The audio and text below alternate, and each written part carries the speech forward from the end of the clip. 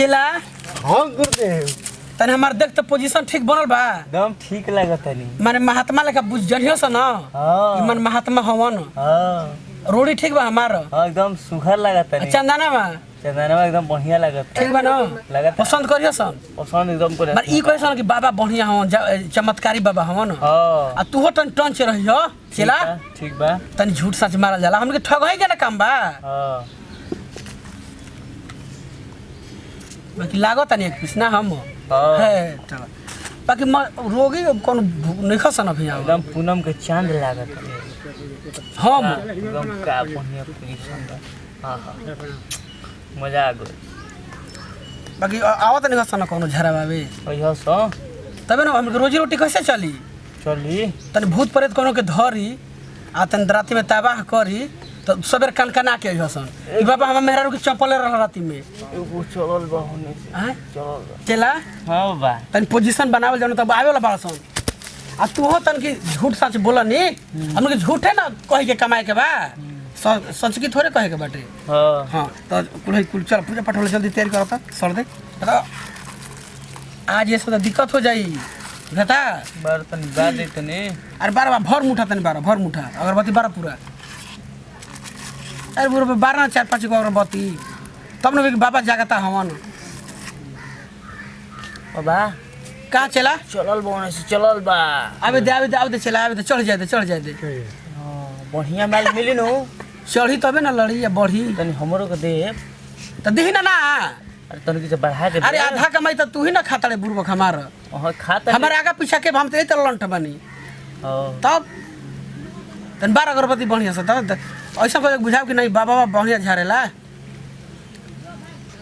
तन हमारा के सुमिर लेबे दे आ तन पोजीशन में रहो जय हो काली तने बार ऐसा भेजो कि हमार हाथ मत रहे खाली जय हो काली तना करा दमदनी बढ़िया तनी माल पताई तनी लड़की सुगर भेजती है जय हो काली चला अगरबत्ती खसई तनी गुरुदेव को देखा लेनु देखा आगो ओहियो से आवे वाला पोजीशन हो तने तैयारी में हम कर रहल जाओ ना तो माल पानी ना भेटाई जय हो काली तनी भेजियो सुगर लड़की अब माल पताई तनी भेजत रह चल गाल अगरबत्ती है जी हिमे गाड़ी गार चला हां अरे नहा के आइल बड़े ना ए हो गोलहिया में होने नहाए केनी हो हम मोह के तो ना पनिया में अरे तो हम बोल बाकी तू हो बाकी हमरा के दबा देता रे ना तब अरे जे गुरु ऐसन त चेला कैसन जा तो हम बाहा में नहा के आइल बनी बहवा में हां हम सारा कम खिलाड़ तोरे हई हो बहवा में हां ना कुल मगरवा लोटेला सन अच्छा जनम धोलो जल ओहू में अरे होते तो ओमे जोक बाड़ी सन मोह के पनिया हां ओही में नहाऊ हम सबेरा बा हमर बबुओ चाणे बारे घरी ना आवे दे कहां की आवत को भेटल आवत पैसा न लगी पोजीशन धर जोरा जय हो जय महाकाल बाबा देखी रो चला आ गेले अरे चला कहां घर पर चला पियरा बाबा का बात बा हम कहिए से गाना गावत नहीं बहुत साल से बाबा अच्छा हिटे नहीं की हो खत तो तोर कंठ खुल गेल बा हां पूरा आवाज निकलेला हां तब कहे नहीं ए बाबा कहा चला गाना गावत त बढ़िया अच्छा तो खाली सुन ले ओकर बाद न तनी आगे बढ़ावल तनी बढ़िया से तनी ले ताला तनी क्वेश्चन बाटे गाना काहे नहीं के चलो तो एगो गाना गाई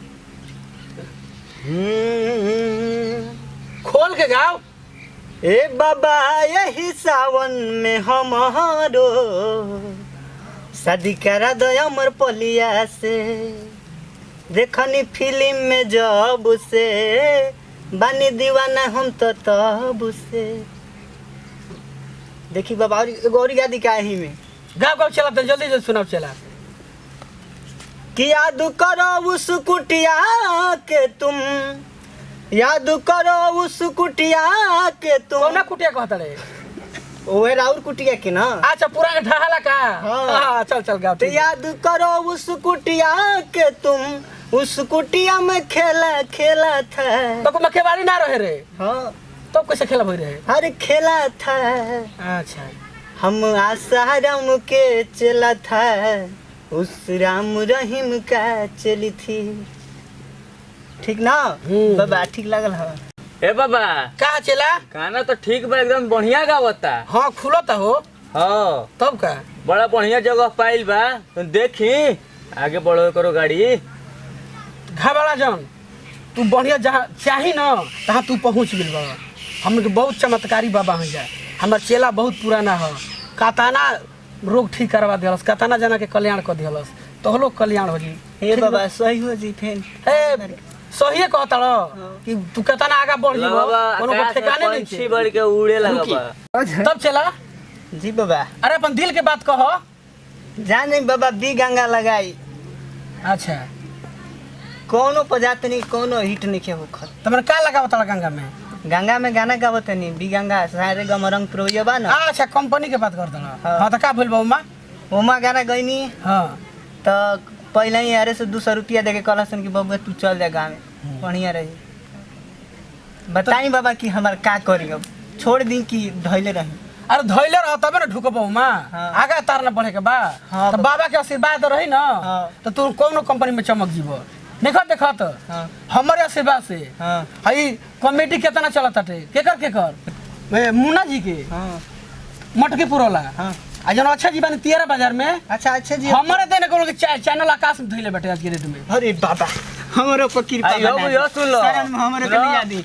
पवन सिंह बने नु हाँ आ पीयूष सिंह बलिया के आ जी। पूजा सर में तो हीरो चला बन हट के गइली, बैठा। अमर पालियो बन गइली।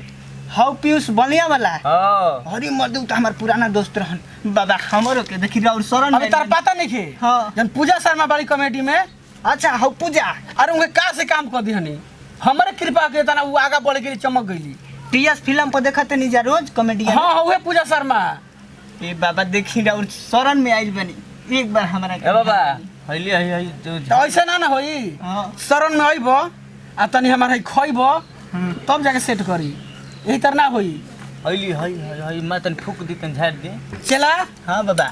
अभी तू ना बार हमारे बारे में नहीं जानत।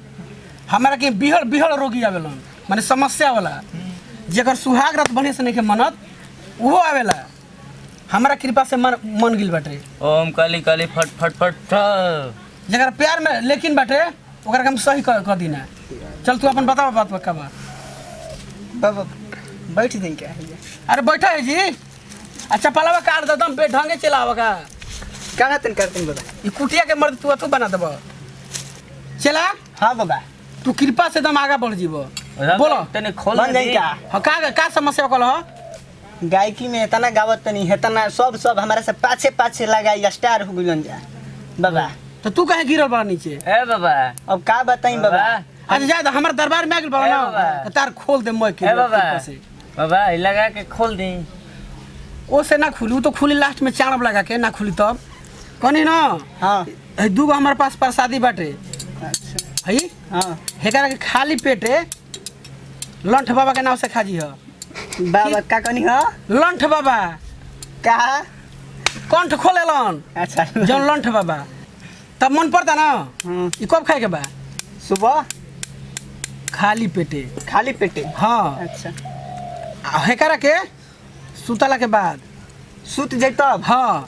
अच्छा सुत जाई तब कैसे खाई? बे बुरबक तेसे तू कलकार निकसन बनत।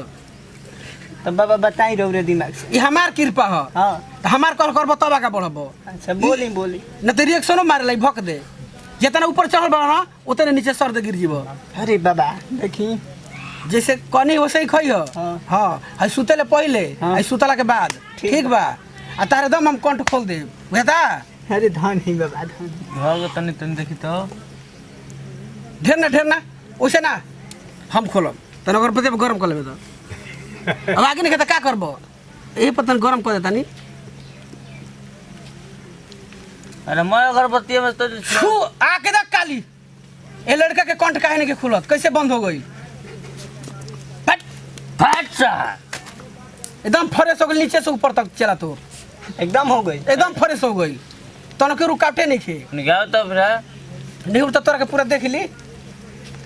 जय हो जय हो जय हो। चला हाँ बाबा। मेरे कृपा से तेरा कंठ अब खुल जाएगा। हमके ऑर्डिनरी समझता रहे चला हम आई हई बाबा लंठ जी। आ जेतना जना के जाम बा कंठ। उतना के खोली ना कंठ तोरा आज के बाद खुल जाए जाके चिल्लाइए। जो कल से गाना गई है माँ काली के नाम लेके। हमके दोनों आदमी के नाम से बार दे दूंगा अगरबत्ती ले जाके बुझा गई लो। दूगो खाली दू गो बार दिए गुरु चेला के नाम से बार दियो हो। एगो हम ले लेबे एगो ई ले ली। अरे चला दमावा हमने के कब देबे? बाबा कुछ अकाउंट बात दे दी। हाँ हमने के ऑनलाइन चलेला डाल दी हो। बताई नंबर बा 74 15 80 18 41 डाल दी हो आ ठीक जाई। बाबा हमार मोबाइल नंबर लिख ले चला।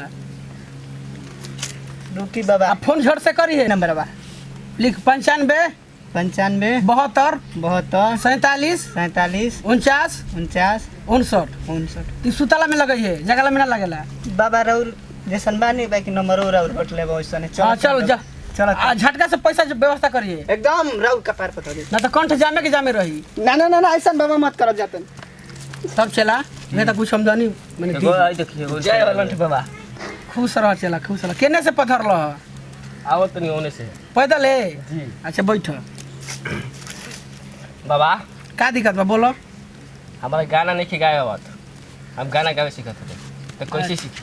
तो मैंने गावे नहीं खियावत तो हां मैंने गावे ला बाकी आवत नहीं थी ना तो मैंने सीखल चाहता रह। हाँ बाबा सुनने को लंठ बाबा बड़न दू जना आइल बा। लंठ बाबा एगो लंठ बाबा के चेला बा और कंठ बाबा वो दोनों जना बड़न जा मतलब कि बहुत बढ़िया बढ़िया जौन के कुछ नहीं खेवा तो ओकरा के कंठ में ठेला तड़न जा खूब एजा का होता हो? ए मर्दे एजा आइल बनी अरे तनी बात कर द। ई कावन ची माने यहाँ के कावन ची हनी है? या भाई हम ना कहत रहे कि हमारा गाना नहीं के गायो तो सीखे के बा तो ई इनका नाम सुन रहे बहुत बढ़िया बढ़िया लंठ बाबा इनकर का नाम हो? हां ई लंठ बाबा और कंठ बाबा हां। अरे मत हम इनकर नाम सुन ले बानी कय गो लइका कुल गोइला हसन हो। हाँ। पिंटू आई रहे देखनी हनी कि झरवा में कहत रहे हां कि हां मतलब कहत रहे झरवा उ गइल अब तुरंत गइल त भेटाइल तो हम अरे चला लोग समस्या बताओ जा बात बा। बा पर महाराज बाबा राउर नाम बड़ा सुनता नहीं रोवा तो बेटा हमारा की कम लोकेला लौके तो काहे खातिर हम आइल बनी? ऐसे कि चश्मा लगौले बा हाँ। लोकेला कम। हाँ तो दिन में कि रात में? रात में ना आ दिना में ढेर लोकेला दिन में तो ठीक बाटे रात में टोए के पड़ला। जहाँ छुए के बाद तहाँ न छुआला। हां एने ओने छुआ जाला।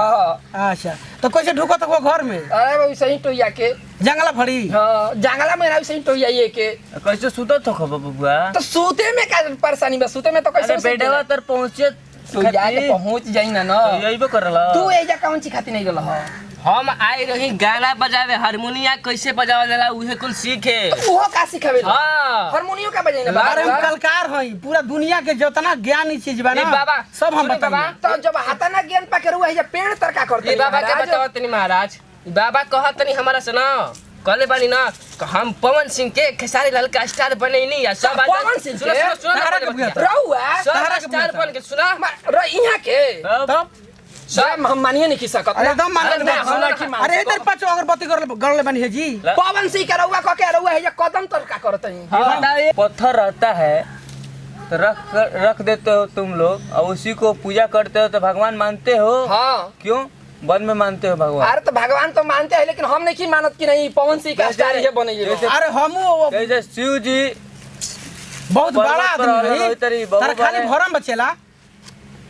देखे से तो हमारा नइखे लागत होता ना बाड़ा अरे तो चश्मा में तारा लौकी यही तरह अनहर बड़ा देख चला अनहर नहीं के खाना खाड़ा लेकिन ना बाबा। होता ना नइखे लागत बाड़ा बाबा भल का छोट बड़ा ए, हमारे ये तू कर बाड़ा पाड़ा बाहे मर्द हम कहे के पाड़ा बानी पाड़ा तू हो बा हमारा बड़ा बड़ा पाड़ा बोला ए तो लोग बुझाता चेला बा पातर हम बानी चाकर तो कैसे ऊपर जाब जा हम के रह के नीचे ही मर्द ना बुझाता। बाबा हमारा तो बुझाता कि तू कोनो मतलब झूठो के फालतू नहीं खाना बतियावत हो। बाबा अपन काम पूरा करा के देख लो हो जाई। हां ना तो बोली हो चल चल तू चल अपन के। अरज सुना हाँ, देखो ठीक तनी बा। ठीक है हमारे के बता दीजा और कोनो दवाई दे दीजा हम जाके तो बजाई माने घरे ई का रोवा बिरी का ऐसा चीज बाकी मतलब कि ई हमन के आशीर्वाद से हाँ। पूरा ज्ञानी का प्राप्त हो जाई। का आशीर्वाद होता नहीं हम प्रसादी न हो। एक मिनट रुको सिद्ध करतनी हम अच्छा कर चला है। ठीक बा ये गाना गा बच्चा तो ई गाना गावे के बाकी कोई हां हां गाना कह के का कहलन पहले कि हमके गाना नहीं खे गावे आवो ठीक है बेटा बाबा इनका के देख देख ओ काली कलकत्ते वाले हेलो जा प्रसादी इनका के दे हमारा ले काम बच्चा नहीं ले है प्रसादी लो। बच्चा तारा खाती हम एकरा खा जइयो धर चला नॉर्मल बाबा अभी भोलेनाथ हमारे वाह, के देलो। हम ठीक बा, ठीक बा, ठीक बा। एक ही बनी तू खा लियो सुबह शाम खाए के बाद। अच्छा हां अब तो लोग जा जा का हो गेल नहीं हां काम तो लोग बस इतना हां हां के हां कृपया जी ना एकदम हाँ, फिर एकदम, तो स्टार हो जा स्टार हो जा स्टार हो जा तन ध्यान दियो जा ठीक बा बाबा स्टार्ट हो जाए तो भूल मत ना खुश ना रह बच्ची खुश रह बैठा बैठा बैठा बच्ची भागा बैठा देलहन हमनी के भागा देलहन जा अरे आपके अपना सरनिए में रह दी हमके चलो अरे शरण में तारा के राखब पहले अपन समस्या तो बताबो चला तनी इनकर एंट्री ला का समस्या बा बहुत गड़बड़ बाबा क्या गड़बड़ बा बताओ बाबा के सामने खोलो ओकरा बाद संविधान गड़बड़ नहीं ना है बच्ची खाली गड़बड़ है पानी छिड़का चला जय महाकाली ए बाबा हम नहा गए रहनी ना अरे तो तू गोड़ही के पानी से नहा के रहलू ना जी चंपा कल के पानी से हाँ तो ऊ पानी ना है हमन के दुआ के पानी है संशोधन कइल पानी है ई जेकरा पर पड़ जाला ना पवित्र हो जाला ओकर सब कुछ भर जाला ई पानी है हाँ बोलो समस्या तारा का बा देखी ना तनी हाथा देख के पहले बताई ना देखिए मैं बहुत घर में झंझट झगड़ा चला ताटे दिया दिन से भसों से सबसे झगड़ा होता आ दिन भर मरद रहता अरे बाबा आई देखो तने देखिए आई जे लक्की है देखिए आई का तू चेला हवा चुप रह खेला मत खेलो हमके खेले दो अच्छा ठीक पूर्व के तोरा हम रखल बनी सपोर्ट करके तू एमे ढुके लगत रे क्षमा गुरुदेव कने के बची मरद से बनाव रहेला ना राती का निकाले ने कहा चल जा दिन भर आइए दिन भर माने दिनवा में मानेला मरदा ना आ रतिया में राती में पता ना कहाँ चल जा तन देखी ना ऊ एमे रेखा बताओ त हां बची देखी ना बाबा 3 साल हो गइला मरद से 1 मिनट ना पटेला तो रातों में ना सटेला ना एकदम बकलोले हम मरद का तार हो अब का गई हफा ए बाबा। अब देखो ना अब तो तुम सुन चला इनकर कैसन मरद बा ए बाबा ये कई गो रुआ डाका देले बा ऊ सटेला ना आ एको एगो केस आवता कि मरद सटले रहता रसन अब बताओ अब तो तार मरद में दोष बा बच्ची हम का करने रोज का बाबा बतनी भरपूर सेवा ए कर गुरुदेव क्षमा चाहता नहीं तो तू ना सेवा करलू तो उ मेवा नहीं ना दे तो ए गुरुदेव तने की हमू देख ली और वो कौन उपाय लगाई अब रौरे हाथ में ए गुरुदेव तने की हमू देख ली कुछ पता नहीं सर अरे तू लास्ट में देखी है ठीक तू बाकी बाकी उतराई रहलस त बढ़िया चीज देखबे ना दम छछा जीबे क्षमा क्षमा अब बाबा के माने भरबे ना कलते क्षमा अब गुरुदेव चल अगरबत्ती देख बुता त बार बची हां तोर मरद एकदम पाका दुष्ट बा तब का मरद खाती छछन गेल अच्छे। 3 साल हो गइल मरद के अच्छा बियाह कितना दिन भइल भइला 3 साल हो गइल लेकिन मरद किसको कुछ ना बाप रे बा 3 साल में साला घर भर गिर रही अब एगो ढोबो में ना कोइला सारा कुछ हो एगो खेला अच्छा आगावना भला कितना दिन हो गई गाना के दिन ना रखाई रहे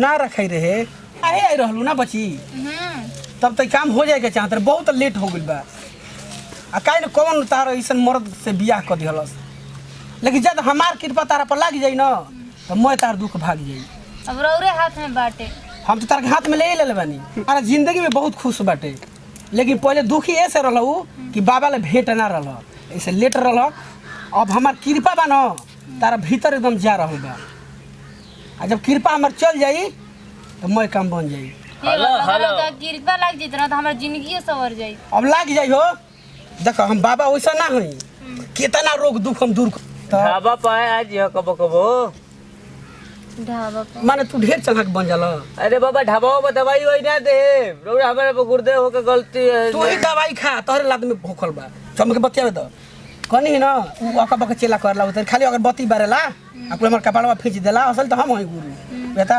तने के तने हटा हम देखी अरे गुरुदेव हमरो के कुछ देखे दी पोथी उघारे ना नावेला आ चल अपना हाथ देख बुझते अरे। तोरा ही देखा बुझाई कि कहां से कहां ढुकल बा अरे बताओ ना कहां जाई है जगह बताओ दी ना मार बेक चल जहां नाल तो ए बाबा रहो बढ़िया देखत रहो देखी ना काच खुआ दे हमर भाई हई तार रेखा जे चालू होला ना जगह पर चल लास्ट में चले तू बहुत भागशाली बारू हां लेकिन तार मर्दे दम खाली बा हां तार भाग दम बहुत साथ दी देखो चलिए आपके आगे चल के तू बढ़िया बन जीबू हां तब का हई सर बताओ मेहरारू के ऊ बकलोल मरद हमारा का मेहरारू ऐसा मिल जेत न बाबा एमर तो बेचारी ई बेचारी छछना त न बिया चला रोजगारी ना हमरा के बढ़िया से देखी ना का हमरा कमी बा अब हम का हमारा प्रस्ताव बची होता टे कि जब बाबा आज कुटिया बाबा हिली तर की प्रसादी खियाई अबे ओकर बाद देख ए चल अब हमारा हाथे मराइल लिख पहले काम मत जो हो हमर फरट पर मामला चलल बा जा भूत भागल न ए बाबा तब जल्दी करी ना लेट होता है ना बाबा चा पी दे भेले ना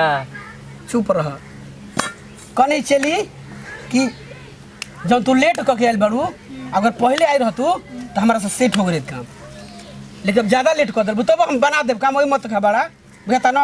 अरे बहुत विश्वास बाटे। तब का हम इहे तो तार के देख के जान गए नहीं कि तहार समस्या हमरे से दूर होई। है देखा तो ऐसा चेहरा के क्वेश्चन बना दल बस साला। सही बात बा। वो मरद ह ना जब मेहरारू के दर्द जनते नहीं खे। कंगाल हो कंगाल ह कि साला बैताल हो। ठीक बा बच्ची, अब हमार तार कृपा हो हमार हो गल तारा। दवाइया कब देब हमके? दवाइया ए बाबा खातिर कुछ दे दी ना। उ दवाइया तारा के हमारा अकेला में देवे के पड़ी। कहाँ? ऐसे कि तने उ दवाई में बहुत समस्या पड़ेला। जी हम देते नहीं बाबा बाबा के कृपा से। बच्ची चेला पर विश्वास मत करी हो। ई जेता ना प्रसादी देले बा ना मोह हो गइल बा खाली। हमारा ही प्रसादी देखो। ई प्रसादी में इतना दुआ बा कि अब देख लो। हेले डबल बच्चा, हेले अच्छा बच्चा, हई खाली, ठीक, हई कदी खुशहाली, ठीक। एक खाली हमार नाम लेके, हाँ हमार नाम लेके राती में सूती है लंठ बाबा। हैला कंठ बाबा के तरफ से प्रसादी कहाँ से लिया दही में? हई लो हमार है लंठ बाबा के प्रसादी। मैंने दोनों चेले हैं जा तो दोनों प्रसादिया से तनी और न तगड़ा हो जीता काम। ई राती में सूते के बेर पूरा घोंस लिया शरीर में, बेटा एकदम ठीक हो जीता काम। अगर समस्या तार दूर ना होई तो फिर अगला बार ढाबा पर बाबा के आ जाइए। प्रसादी गिर गई बा उठा ला प्रसादी है। हई बच हई मत छोड़ा प्रसादी ते ओरिजिनल करेला। तो बाबा चली ना। हाँ आशीर्वाद ले ला बाबा से त निहुर जा। जय हो जय हो जय हो। बची के सब जन खाली बातन भर दो। जा बची जा। अब तार काम ओरिजिनल फतेह हो गई। चल ठीक। हाँ जा। चेला चेला हमके खेला सही बना। बाकी देखी हो ज्यादा जहाँ गलती कैल तो फूले ना लातो मुका चली। बुझा गई मालवा तूर तार दिया सन। मोह हमार कुल धोती मोती फाड़ फूड़ दिया सन। नमस्कार, हम पूजा शर्मा। अगर हमारी वीडियो अच्छा लगी तो जरूर लाइक सब्सक्राइब और कमेंट में बताएं जा। हाँ भैया, हम मुन्ना शर्मा रउआ सबके अगर ई लंठ बाबा वाला वीडियो अच्छा लागल हुई तो ये वीडियो के लाइक सब्सक्राइब और कमेंट जरूर करब जा। अगर एकर दूसरा पार्ट देखे खातिर एकर लंठ बाबा के दूसरा पार्ट बनी ओकरा के देखे खातिर एके म्यूजिक प्रेजेंट के सब्सक्राइब जरूर कर ले जा। एकरा साथ साथ में हमनी के दूगो चैनल और बाटे रउआ सबके पता बाटे, TS फिल्म्स और MR भोजपुरिया एंटरटेनमेंट। तो साथ साथ में ओकरो के लाइक सब्सक्राइब और शेयर कर ले जा। जितेंद्र सिंह हमारा तरफ से बार बार नमस्कार बाटे। अगर वीडियो अच्छा लगी तो सब्सक्राइब आ कमेंट में लिखब जा, शेयर करब जा। देखी रोवा सब खातिर हम एगो हम बानी भाई बानी जितेंद्र बानी हम, लेकिन कॉमेडी खातिर तब भाई अब थोड़ा बाबा बन गइल बानी। एकरा पर ध्यान मत दे जा। मत मालूम जा भैया लोग बस ई कोई वास्तविक ई सब कॉमेडी में लंठ बाबा बानी, लेकिन रोवा खातिर एगो भाई बानी कलाकार बानी। हाँ बोली भैया प्रणाम, हम पीयूष सिंह। हमनी के वीडियो अच्छा लगी तो लाइक और सब्सक्राइब जरूर करम जा। ऐसा ही हमनी के गुरु चेला के जोड़ी बनेले रहब जा। और हमनी के सब एक म्यूजिक टीम के तरफ से रउआ सबके सब कोई के हाथ प्रणाम बाटे। चला हाँ बाबा। अभी तू नया नया बार हमारे बारे में नहीं जानत। हमारा के बिहड़ रोगी आवेलन, माने समस्या वाला जेकर सुहाग रात बढ़िया से नहीं मनत वो आवेला। हमारा कृपा से मन गिल बाटे। ओम काली काली फट फट फट जेकर प्यार में लेकिन बाटे ओकरा के हम सही कर दीना। चल तू अपन बताओ बात का बा। बाबा बैठ दें क्या है? अरे बैठा है जी। अच्छा पलावा काट दे दम ढंगे चलावा का कहाँ तन करते बाबा? ये कुटिया के मर्द तू बना देब बाबा बताइए अब स्टार्ट हो देंगे। हाँ हो ऐसी उठा से लगा के गलवा के तनी खोल दे जी गलावा तनी घींच फसल बना भीतरा ओकरा के लगा के निकाल तो चला। चला रेडी चला। हाँ बाबा। तू कृपा से दम आगा बढ़ जीबो। बोलो तनी खोल बन जाए क्या? हाँ का समस्या कल हो? गायकी में इतना गावत तनी इतना सब हमारा से पाछे पाछे लगाई स्टार हो गइलन जा बाबा। तो तू कहे गिरल बड़ा नीचे? ए बाबा अब का बताई बाबा? अच्छा जा हमारे दरबार में आ गइल बड़ा ए ना बाबा। तो तार खोल दे मैं ए बाबा कृपा से। बाबा ई लगा के खोल दी।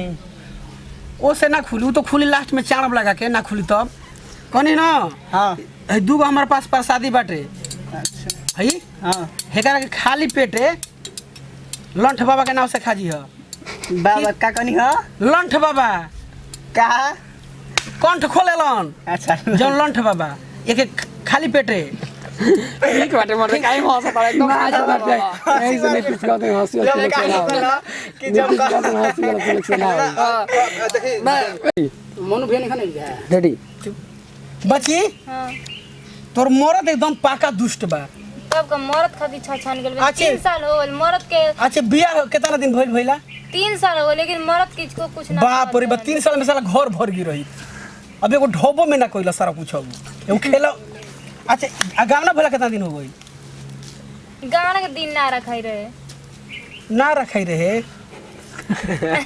ना काहे आई रहलू ना बची तब तक काम हो जाए के चाहत रहे बहुत लेट हो गइल बा आ काहे न कौन तार ऐसन मर्द से बियाह कर दिहलस लेकिन जब हमार कृपा तारा पर लाग जाई ना तो मैं तार दुख भाग जाई अब रौरे हाथ में बाटे हम तो तार के हाथ में ले ले बानी अब का सोचे के बा हंस गए मन गया एक हंस दे देतनी मारा तो हमर हंस गई पहले वो कैरेक्टर मारे ना ऐसन कुल कहानी कोई बची? बन बैसन तारा जिंदगी में बहुत खुश बाटे लेकिन पहले दुखी ऐसे रहलू कि बाबा ले भेंट ना रहल ऐसे लेट रहल अब हमार कृपा बा न तारा भीतर एकदम जा रहल बा आ जब कृपा हमार चल जाई तो मैं काम बन जाई हेलो कृपा लाग जितना तो हमार जिंदगी सवर जाई अब लाग जाई हो देखो हम बाबा वैसा ना हई कितना रोग दुख हम दूर कर दिहनी ढाबा चला ले पूछ लो ढाबा पावत रहिए तनी ढाबा का नहीं बा ढाबा का कहला अरे ढाबा माने जहाँ रहलन बाबा